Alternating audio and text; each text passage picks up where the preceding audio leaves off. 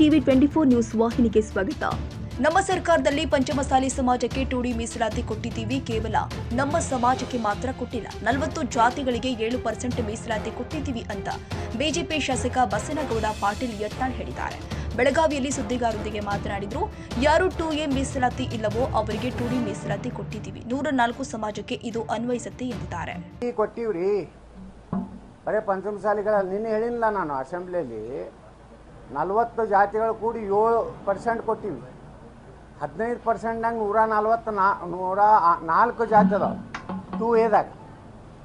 2Cದಾಗ ಒಕ್ಕಲಿಗ ಸಮುದಾಯದ ಎಲ್ಲ ಉಪಜಾತಿಗಳದಾವ.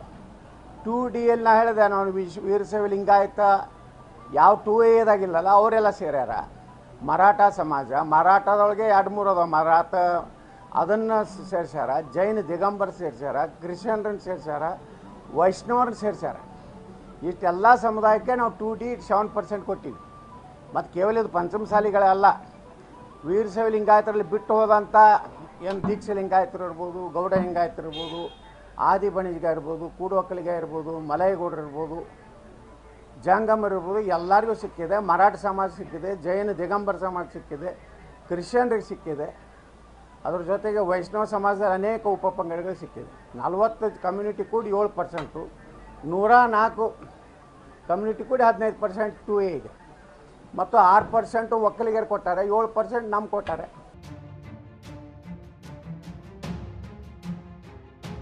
ಕನ್ನಡಿಗರ ಮೆಚ್ಚಿನ ನಿಮ್ಮ ಟಿವಿ 24 ಕನ್ನಡ ನ್ಯೂಸ್ ವಾಹಿನಿ ಇದೀಗ ಟಿವಿಯಲ್ಲಿ ಲಭ್ಯ. ಕರ್ನಾಟಕ ಮತ್ತು ದೇಶ ವಿದೇಶದ 360 ಡಿಗ್ರಿ ಸುದ್ದಿ ಹಾಗೂ ಉತ್ತರ ಕರ್ನಾಟಕ, ಬೆಳಗಾವಿ, ಬಾಗಲಕೋಟೆ, ಧಾರವಾಡ, ಹಾವೇರಿ, ಗದಗ, ಬಿಜಾಪುರ ಜಿಲ್ಲೆಯ ಕ್ಷಣ ಕ್ಷಣದ ವಿವರವನ್ನ ಪಡೆಯುವುದಕ್ಕೆ ಟಿವಿ 24 ಕನ್ನಡ ನ್ಯೂಸ್ ವಾಹಿನಿಯನ್ನ ಲೈಕ್ ಮಾಡಿ, ವಿಡಿಯೋಗಳನ್ನ ಶೇರ್ ಮಾಡಿ, ಕಮೆಂಟ್ ಮಾಡುವ ಮೂಲಕ ನಮ್ಮ ವಾಹಿನಿಗೆ ಸಹಕಾರ ನೀಡಿ ಮತ್ತು ಚಾನೆಲ್ ಅನ್ನ ಸಬ್ಸ್ಕ್ರೈಬ್ ಮಾಡಿ. Thank you.